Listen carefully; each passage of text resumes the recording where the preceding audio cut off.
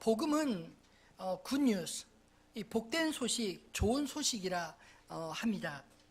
근데 여러분 정말 복음을 좋은 소식이라 생각하십니까? 예, 아멘 하셨는데, 그러면 그 좋은 소식을 왜 사람들에게 잘 못 전하는 것일까요? 아멘 안 하시나요? 우리가 복음에 대해서 아마 자신 있게 전할 수 있을 만큼 잘 알지 못한다는 이유 때문에 복음을 잘 전하지 않거나, 혹은 우리 안에 복음에 대한 오해들이 있기 때문에 그런 것은 아닐까요? 아마도 내가 복음을 전해도 사람들이 그것을 좋게 받지 않을 거다, 잘 듣지 않을 거다, 이런 생각들이 우리 안에 있지 않느냐는 말씀입니다.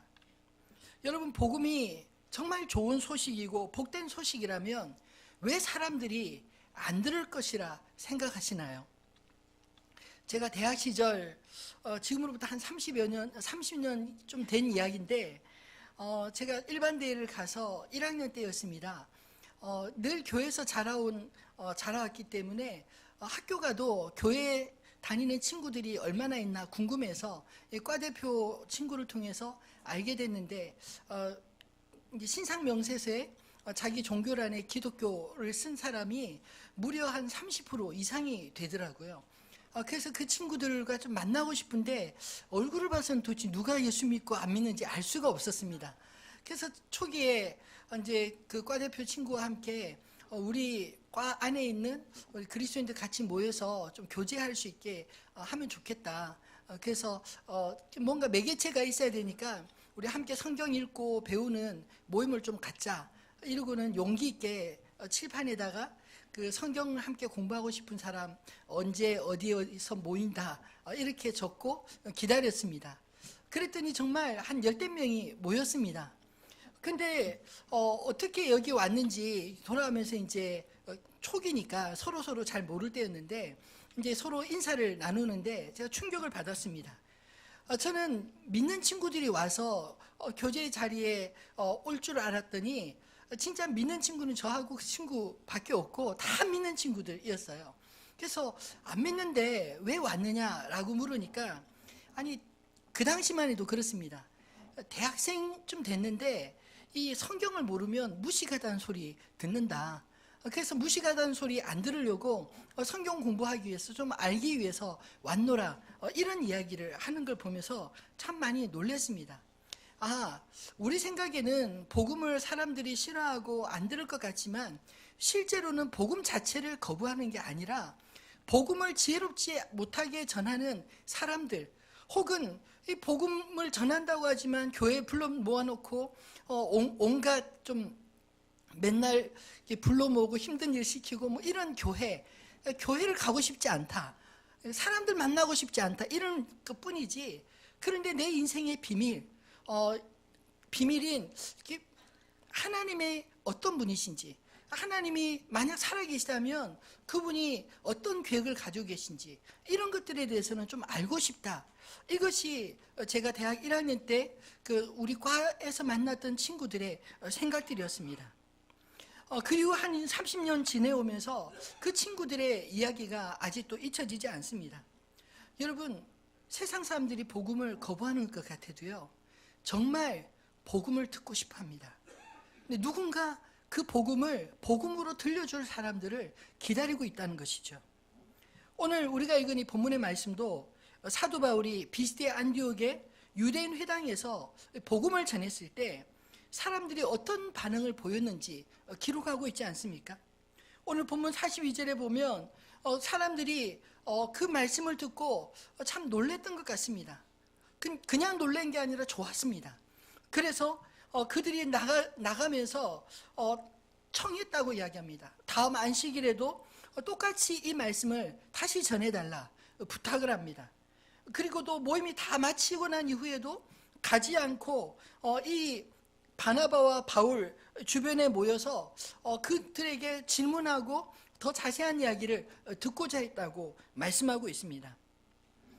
그 다음에 중요한 것은 44절에 보면 그 다음 안식일에는 온 시민이 거의 다 하나님의 말씀을 듣고자 하여 모이니라고 기록하고 있습니다. 아마 모든 시민이 다 왔을까요? 그렇진 않겠죠. 근데 이 말의 의미가 뭘까 생각해 보니, 제가 지난 여름에 이렇게 터키 단기 선교 가서 그 에페소 그 지역 유적을 방문하면서 이 말이 이런 뜻이겠구나라는 생각이 들었습니다. 왜냐하면 현대 도시는 이렇게 넓게 퍼져 있지만 그 당시만 해도 도시라는 것은 이 오목조목 다 이렇게 모여 있더라고요. 도서관, 광장, 그리고 또 그 경기장, 중요 건물들 사이로 또 이렇게 가보고 싶죠. 예, 그 옆에 또 상가들이 있고 화장실도 있고 목욕탕도 있고 이렇게 다닥다닥 다 붙어 있어서 정말 이렇게 한 바퀴 도는데 얼마 걸리지도 않고요. 그 지나다가 무슨 소문을 들으면 금방 소문이 나서 사람들이 우르르르 몰릴 수 있는 그런 상황이었습니다. 아마 이 당시에 사도 바울이 전했던 이 하나님의 말씀을 들었던 자들, 그리고 그 말씀을 궁금했던 자들이 그 소문을 듣고 그 작은 회당으로 사람들이 몰려든 모습을 온 시민들이 다 모였다, 이렇게 표현한 게 아닐까요? 오늘 본문은 이 사도 바울의 설교 이후에 사람들의 반응이 어떻게 나누어지게 됐는지를 보여주는 그런 말씀입니다. 그렇다면 바울이 전한 복음의 내용은 무엇입니까? 우리가 지난 3주 전에 앞에서 바울의 설교를 이미 나누었습니다. 바울이 전한 복음의 내용은 예수가 우리가 기다리던 그리스도, 곧 메시아다, 이것을 전했고, 또 예수는 성경대로 죽음을 이기고 부활하셨다. 하나님께서 약속한 구원자가 바로 예수이고 이 예수를 믿어야 죄사함을 얻고 의롭다함을 받는다, 이런 내용이지 않습니까? 이렇게 선포된 복음 앞에 오늘 본문 42절로 44절 말씀처럼 그 하나님의 말씀에 적극적으로 반응하며 듣고자 하는 제자들의 모임이 생기게 되고요. 또 45절에는 이 바울의 말에 조목조목 반박하고 비방하는 유대인들도 기록하고 있습니다. 그리고 50절 말씀처럼 유대인 내 선동에 넘어가서 이 바울과 바나바를 박해하고 그 지역에 쫓아낸 그런 그 지역의 유지들의 이야기들도 하고 있습니다. 여러분, 복음이 전해질 때 사람들의 반응이 이렇게 극명하게 나누어진다는 것, 그것을 아시기 바랍니다. 이것은 전혀 이상한 일이 아닙니다. 왜냐하면 복음은 우리에게 믿음을 요구하고 있기 때문입니다. 하나님의 말씀에는 중간지대가 없기 때문입니다. 예수님께서 요한복음 14장 6절에 내가 곧 길이요 진리요 생명이니 나로 말미암지 않고는 아버지께로 올 자가 없느니라. 여러분, 이 말씀에 중간지대가 있나요? 이 말씀은 예수님이 정말 길이요 진리요 생명이고 하나님께로 갈 수 있는 유일한 길이시다라는 것을 인정하고 받아들이는 사람과 에이 무슨 소리야, 왜 꼭 예수님이어야만 해? 라고 인정하지 않는 그 두 그룹으로 나눠지는 게 당연하지 않나요? 그럼 왜 예수님은 이런 극단적인 화법을 쓰셨을까요? 좀 애매하게 마치 정치인들처럼 어디를 찔러도 피해갈 수 있는 그런 말로 사람들을 군중을 모으고 그 사람들에게 호감을 갖게 하고 믿든지 말든지 나를 따르기만 하도록 그렇게 만들 수 있지 않았을까요? 그런데 여러분, 진리는 적당히 분위기 봐서 타협할 수 있는 것이 결코 아닙니다. 진실과 거짓을 정확하게 구분짓는 기준이 바로 진리가 아닌가요? 오늘 본문을 자세히 묵상해 보면 사도 바울의 설교 이후에 그 반응의 중심에 하나님의 말씀, 곧 복음이 있음을 발견하게 됩니다. 42절에 다음 안식일에도 이 말씀을 하라 라고 하는데, 이 말씀은 사도 바울이 하나님의 경륜에 따라 성경에 인용되어진 그 말씀으로 예수가 그리스도이심을 전한 그 이야기 아닌가요? 44절에도 그 다음 안식일에는 온 시민이 거의 다 하나님의 말씀을 듣고자 하여 모였다고 이야기합니다. 바울을 보러 온 게 아닙니다. 바울이 전하는 그 하나님의 말씀을 듣고자 모였습니다. 46절에도 하나님의 말씀을 마땅히 너에게 전할 것이로되, 유대인에게 전하는 것이 마땅하지만 그들이 받지 않고 버렸기 때문에 이제 우리는 이방인에게 간다, 이렇게 말하고 있습니다. 48절에도 이방인들이 듣고 기뻐하여 하나님의 말씀을 찬송하며 영생 주시기로 작정된 자는 다 믿더라. 그리고 49절에 주의 말씀이 그 지방에 두루두루 퍼지니라, 이렇게 말씀합니다. 여러분, 주목할 것은 단지 오늘 본문의 말씀이 복음이 선포되고 다양한 그런 반응만 나타난 게 아니라 그 반응이 무엇 때문에 나타나느냐 하는 것입니다. 하나님의 말씀이 선포될 때 그런 반응들이 나타났다는 것이죠. 여러분, 하나님의 말씀이 곧 복음 아닌가요? 오늘 저와 여러분도 이곳에 하나님의 말씀을 듣고 전하기 위해 모여 있지 않습니까? 여기 뭐가 볼 게 있어 이곳에 왔나요? 여기 볼 게 뭐가 있습니까? 사실 우리가 정말 주목하고 보고 싶고 듣고 싶은 것은 사실은 건물도 아니고 사람도 아니고 하나님의 말씀인 줄 믿습니다. 오늘 진심으로 저와 여러분이 이 본문의 말씀을 통해 우리가 들어야 하는 복음, 하나님의 말씀이 그 말씀으로 들려지기를 진심으로 소망합니다. 오늘 말씀은 하나님의 말씀을 우리가 어떻게 들어야 하는지를 이야기하고 있습니다. 여러분, 하나님 말씀을 어떻게 듣고 계신가요? 저는 말씀을 묵상하면서 이 말씀 가운데 두 가지로 하나님의 말씀을 받는 그런 방법들을 설명하고 있는 것을 보게 되었습니다. 첫 번째로, 하나님의 말씀을 여러분 하나님의 은혜로 받으시고 사람의 말로 논리로 받지 마시기를 바랍니다. 오늘 보면 43절에 보면 바울과 바나바가 말씀을 듣고 자신을 따르는 사람들에게 이렇게 권하지 않습니까? 항상 하나님의 은혜 가운데 있으십시오. 항상 하나님의 은혜 가운데 있으십시오. 여러분, 이 말이 그냥 지나가는 인사말처럼 들릴지 모르지만 이 말씀, 이 평범한 인사말 같은 이 말을 곰곰이 곱씹어 생각하고 묵상해 보니 이 말씀의 의미가 새롭게 와닿았습니다. 여러분, 은혜라는 말의 의미가 받을 만한 자격 없는 자에게 거저 주시는 하나님의 선물을 우리가 은혜라고 표현하지 않나요? 하나님의 말씀이 받을 만한 자격 없는 우리에게 은혜로 주어졌다는 것입니다.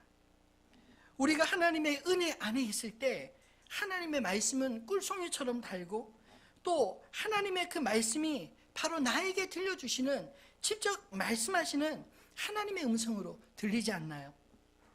근데 오늘 45절에 이 유대인들의 태도는 정반대였습니다.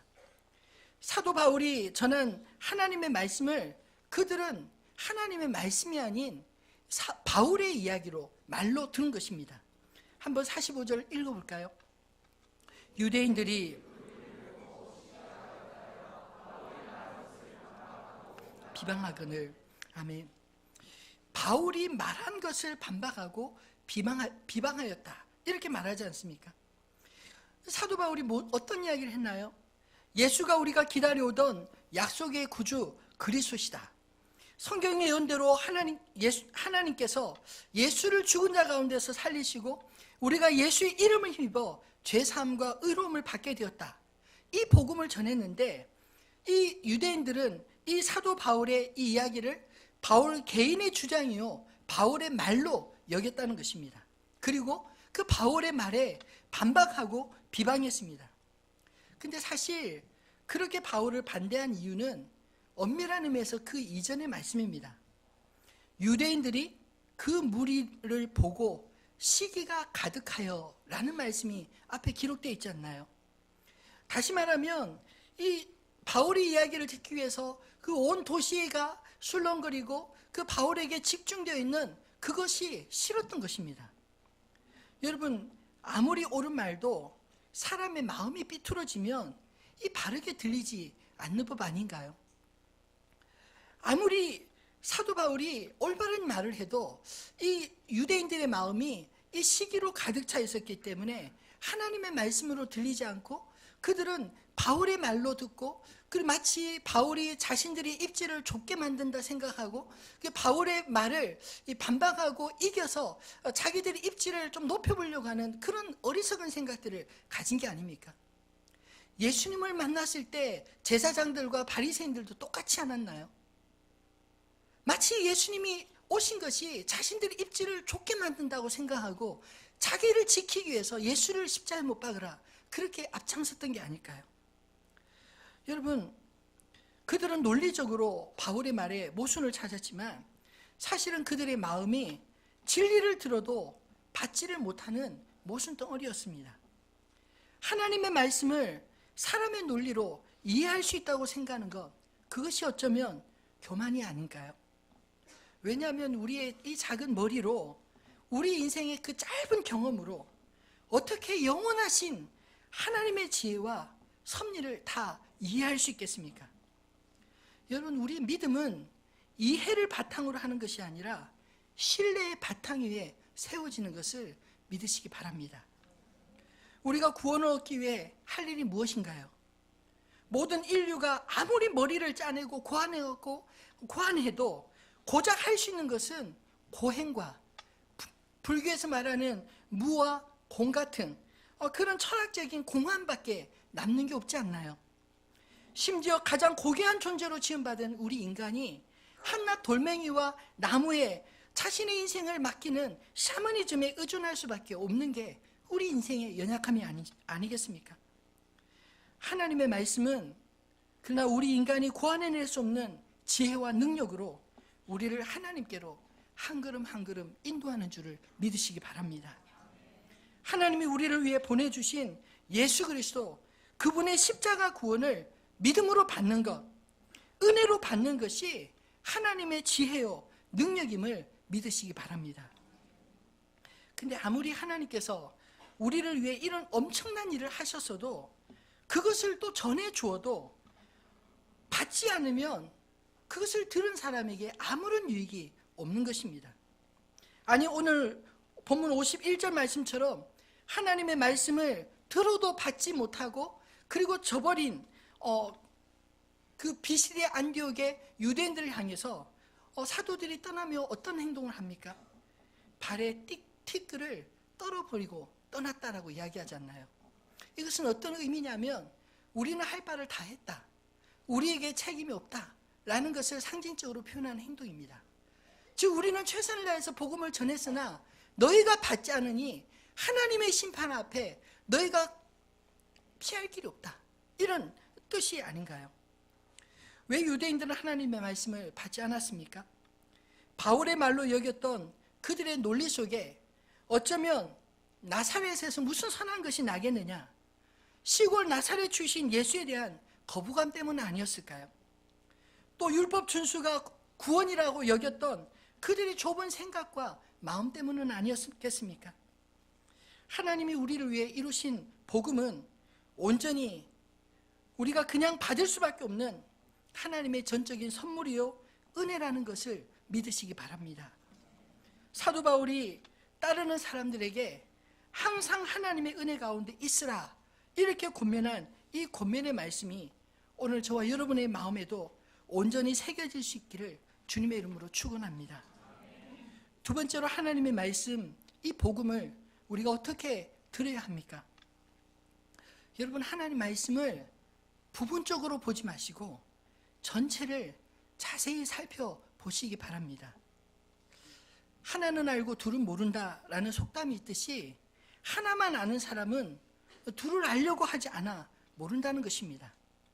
내가 아는 것이 아는 것보다 모르는 것이 더 많다는 것을 인정해야 우리가 비로소 배우려고 하고 들으려고 하지 않을까요? 근데 다 안다고 하는 사람들, 이런 사람들은 말이 안 통합니다. 도무지 남의 말을 들으려고 하지도 않고 배우려고 하지도 않고 고집으로 똘똘 뭉쳐 있지 않나요? 46절에 사도들이 오죽 답답하면 이렇게 말하겠습니까? 한번 같이 읽어볼까요? 46절에 바울과 바나바가 담대히 말하여 이르되 너희가 그것을 버리고 영생 얻기를 합당하지 않은 자로 자처하기로 이방인에게로 향하노라. 아멘. 여러분, 하나님 말씀이 유대인들에게 먼저 전해진 게 당연하지 않나요? 예수님도 유대인으로 오셨습니다. 예루살렘에서부터 복음을 전하셨습니다.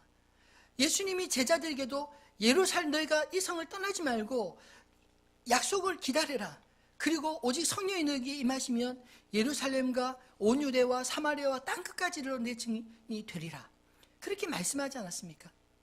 여러분, 당연히 유대인들에게 전해져야 될 이 복음, 이것이 유대인들에 의해서 거부되고 그리고 유대인들에 의해서 버려졌기에 오늘 바울과 바나바가 안타까운, 그들 역시 유대인이지만 안타까운 마음으로 우리가 이제 이방인으로 가겠다, 이렇게 말하고 있는 게 아닐까요?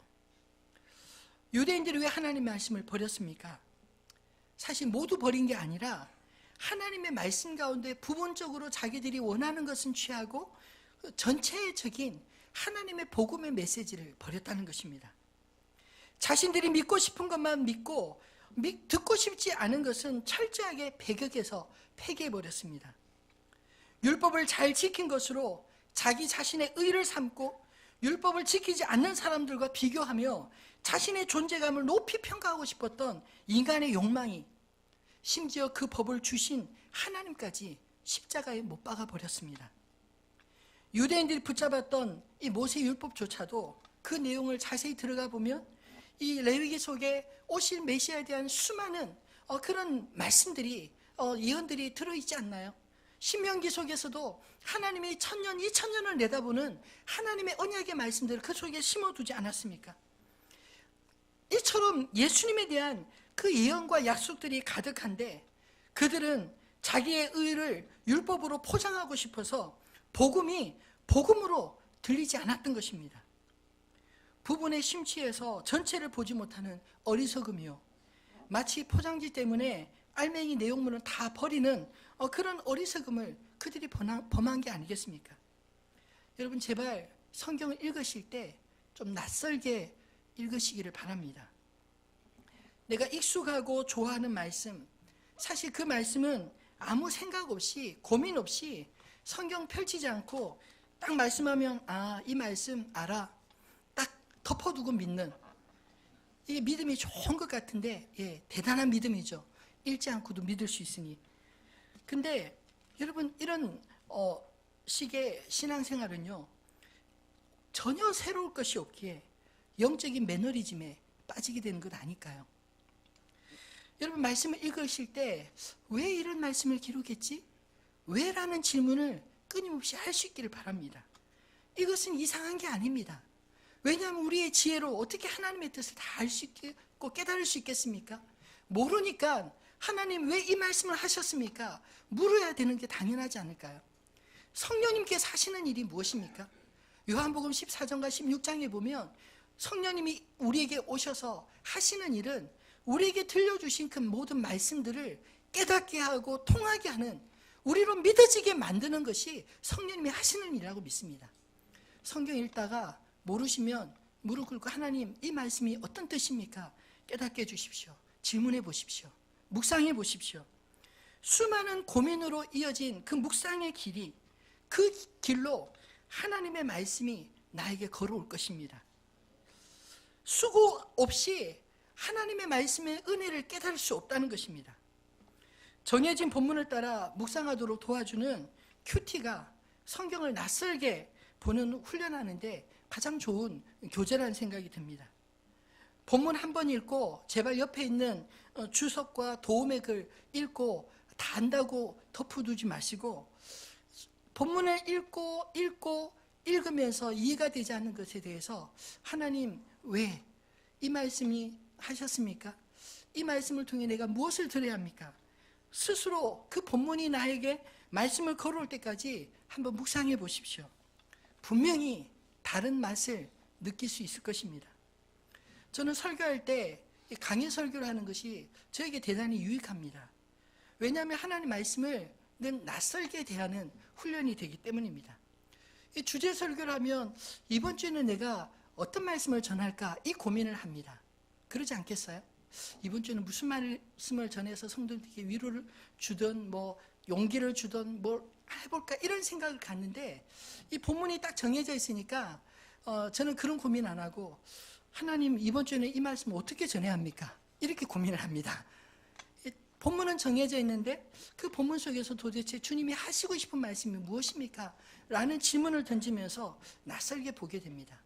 그렇게 낯설게 묵상하고 질문하고 그러다 보면 어느덧 그 말씀 속에 감추었던 것들이 하나하나 드러나고 보여지는 것을 경험하게 됩니다. 이번 특세 때 나누었던 말라기서 말씀도 사실 제가 잘 아는 말씀 같았어도 막상 묵상하면서 새롭게 낯설게 참 제가 은혜를 많이 받았던 말씀이었습니다. 그 속에 하나님의 사랑과 분노가 있었고요. 상처받으신 하나님이 그 상처를 백성들에게 전가하지 않으시고 친히 십자가 위에서 백성들의 상처를 싸매고 치유하시는 그 은혜를 보았습니다. 절대 가까이 다가갈 수 없는 그 거룩하신 하나님이 친히 우리를 위해 식탁을 준비하시고 초대하시는 그 사랑의 음성을 들을 수 있었습니다. 여러분, 우리가 아는 하나님이 비록 지금 전체로 다 보여지지 않는다 할지라도 안심하십시오. 마치 퍼즐 조각 하나하나 맞춰가며 그림이 완성되어질 것이 기다려지듯 나에게 말씀하시는 하나님과 옆에서 다른 분이, 다른 형제가 만난 하나님의 말씀을 나눌 때 오히려 더 큰 기쁨을 누릴 수 있기 때문입니다. 순모임이 좋은 이유는 바로 우리의 신앙이 외골수가 되지 않도록 옆에 형제들과 함께 도와주기 때문입니다. 말씀을 내가 보고 싶은 것만 보는 게 아니라 다르게 보는 이야기를 들으면서 내 생각의 폭이 더 넓어질 수 있기 때문입니다. 여러분, 하나님은 여러분이 상상하시는 그 이상의 분이심을 믿으시기 바랍니다. 우리가 아무리 하나님을 잘 아는 것 같아도요, 우리 안에 하나님을 아는 지식은 부분적일 수밖에 없습니다. 그래서 사도 바울은 고린도전서 13장에서 우리의 부분적인 지식에 대해 이렇게 말씀하고 있습니다. 9절로 12절 말씀 제가 한번 같이 볼까요? 우리는 부분적으로 알고 부분적으로 예언하니 온전한 것이 올 때는 부분적으로 하던 것이 패하리라. 내가 어렸을 때는 말하는 것이 어린아이와 같고 깨닫는 것이 어린아이와 같고 생각하는 것이 어린아이와 같다가 장성한 사람이 되어서는 어린아이의 일을 버렸노라. 우리가 지금은 거울로 보는 것 같이 희미하나 그때는 얼굴과 얼굴을 대하여 볼 것이요 내가 부분적으로 아나 그때는 주께서 나를 아신 것 같이 내가 온전히 알리라. 아멘. 여러분, 지금 다 몰라도 괜찮습니다. 우리가 다 모르는 것이 우리와 하나님 사이에 비밀이 되어서 주님 앞에 서는 그날 우리에게 밝히 알려질 순간이 있기 때문입니다. 저는 성경을 읽으면서 얼마나 내가 하나님의 마음을 모르는가 그것을 깨달을 때, 말씀을 통해 하나님의 마음이 느껴질 때 내 안에 수많은 오해들이 진리 빛 가운데 나오게 되는 것을 보게 됩니다. 바라기는 오늘 사도 바울의 권면처럼 항상 하나님의 은혜 가운데 있으시기를 바랍니다. 우리의 심령이 하나님의 은혜 안에서 하나님의 신비를 날마다 경험하는 그런 저와 여러분 되시기를 주님의 이름으로 축원합니다. 말씀을 맺겠습니다. 여러분, 하나님의 말씀 그 자체가 복음인 줄 믿으시기 바랍니다. 저와 여러분에게 가장 좋은 소식인 이 복음, 나를 변화시킨 이 복음이 누군가에게도 복음이 되도록 우리가 전해야 되지 않을까요? 내가 복음으로 구원받고 영생을 얻었는데 이 복음을 나만 누리고 다른 사람들에게 숨길 수 있겠습니까? 요즘은요, 식당이나 어디 맛집 좋은 카페만 가도요, 이 음식 앞에 사람들이 다 핸드폰으로 사진 찍습니다. 저희 딸도 같이 밥 먹으러 가면 맛있는 거 이렇게 멋있게 예쁘게 나오면 사진 찍어서 인스타 또는 페북에 막 올리면서 자랑합니다. 나 오늘 이거 먹었다, 맛있었다, 이러면서 간단하게 평도하고 어디 있는지도 알려주고. 그러면 그거 본 사람들이 거기 어디야? 하고 또 여기저기 수소문해서 또 찾아오고 그러더라고요. 여러분, 맛있는 거 하나 먹어도 자랑하고 싶어서 견딜 수 없는데 하물며 나를 구원하신 하나님의 복음, 그 복음의 좋은 소식을 우리가 알고 있는데 입 꽉 닫고 아무에게도 알려주지 않고 나만 갈 거야, 나만 믿을 거야, 이런 게 어떻게 가능할까요? 여러분, 진짜 복음은 견딜 수 없게 만듭니다. 진짜 복음은 만나는 사람들마다 그냥 싱글벙글해요. 왜냐하면 좋으니까 웃으면서 이야기를 하는 거죠. 인상 쓰면서 이야기하겠습니까? 복음 전하는데 막 인상 쓰면서 하나님은 당신을 사랑하시며 당신을 위한 놀라운 계획을 가지고 계십니다. 이렇게 말할 수 있을까요? 복음이 나를 변화시킨 그 즐거움이라면 웃으면서 기쁨으로 그것을 당신에게도 참으로 기쁜 소식이었으면 좋겠습니다. 이렇게 전해지는 게 아니겠습니까? 여러분, 하나님 앞에 받은 이 은혜의 복음 잘 흘려보내시기를 바랍니다. 복음에는 책임이 따릅니다. 에스겔서 33장 3절로 6절 말씀은 파수꾼에 대한 말씀인데 하나님의 말씀을 아는 책임을 이렇게 설명합니다. 한번 같이 읽어볼까요? 그 사람이 그 땅에 칼이 임함을 보고 나팔을 불어 백성에게 경고하되 그들이 나팔 소리를 듣고도 정신 차리지 아니하므로 그 임하는 칼에 재감을 당하면 그 피가 자기의 머리로 돌아갈 것이라. 그가 경고를 받았던들 자기 생명을 보존하였을 것이나 나팔 소리를 듣고도 경고를 받지 아니하였으니 그 피가 자기에게로 돌아가리라. 그러나 칼이 임함을 파수꾼이 보고도 나팔을 불지 아니하여 백성에게 경고하지 아니하므로 그 중에 한 사람이 그 임하는 칼에 제거당하면 그는 자기 죄악으로 말미암아 제거되려니와 그 죄는 내가 파수꾼의 손에서 찾으리라. 아멘. 이 파수꾼에 대한 말씀과 바로 그 뒤에 이어서 그 파수꾼이 하는 역할, 이 에스겔 선지자에게 뭐라고 해야 하냐면 내가 하는 이 말을 네가 잘 전해주어라. 내가 하는 이 말을 듣고 돌이키는 자는 살 것이고 내가 하는 말을 전해주었는데도 듣지 않고 돌이키지 않으면 그는 그의 죄로 죽으려니와 너는 그와 아무 상관이 없다. 그의 죄와 상관이 없다. 이런 이야기를 하고 있습니다. 여러분, 하나님의 복음은 전하면 듣는 사람이 그것을 기쁘게 받으면 그것이 참으로 복음이 되고 그 영혼을 살리는 능력이 될 줄로 믿으시기 바랍니다. 그러나 들어도 오늘 유대인들처럼 은혜로 받지 않고 논리로 받으려고 하고 그리고 받지 않고 버리게 될 때 그것은 이제 기회를 상실하는 것입니다. 왜냐하면 이 복음은 우리의 근본적인 죄의 문제, 의로움의 문제를 해결해 줄 수 있는 유일한 방법인데 그것을 그들이 버렸기 때문입니다. 그러면 전한 자는 책임이 없고 듣는 자의 책임이 아닌가요? 그러나 내가 그 사실을 알면서도 입을 꽉 닫고 아무에게도 전하지 않는다면 그의 죽음에 나의 책임도 있다는 것을 오늘 성경이 말하고자 하는 게 아닐까요? 여러분, 하나님의 말씀을 어떤 말씀이든지 복음으로 받으시면 좋겠습니다. 사실 성경에 보면 책망하는 말씀도 참 많이 기록되어 있습니다. 저도 어렸을 때 성경이 참 부담스럽고 두려웠습니다. 왜냐하면 오늘 읽으면 무슨 책망을 하실까 이런 생각이 들어서였습니다. 근데 어렸을 때는 그 마음을 몰랐습니다. 마치 부모가 자식들을 잘되라고 야단치는데 그 속에는 사랑이 있지 미움 때문인가요? 성경에서 하나님께서 그토록 많은 책망하신 것은 그 안에 사랑이 있지 미움 때문이 아니라는 것입니다.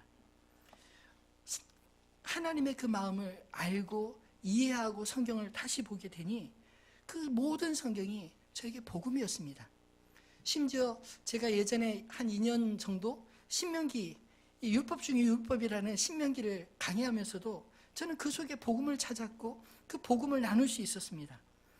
여러분, 나를 살리고 나를 하나님의 형상으로 온전히 회복시키기 위한 하나님의 그 안타까운 사랑을 저 여러분이 느낄 수 있게 되기를 바랍니다.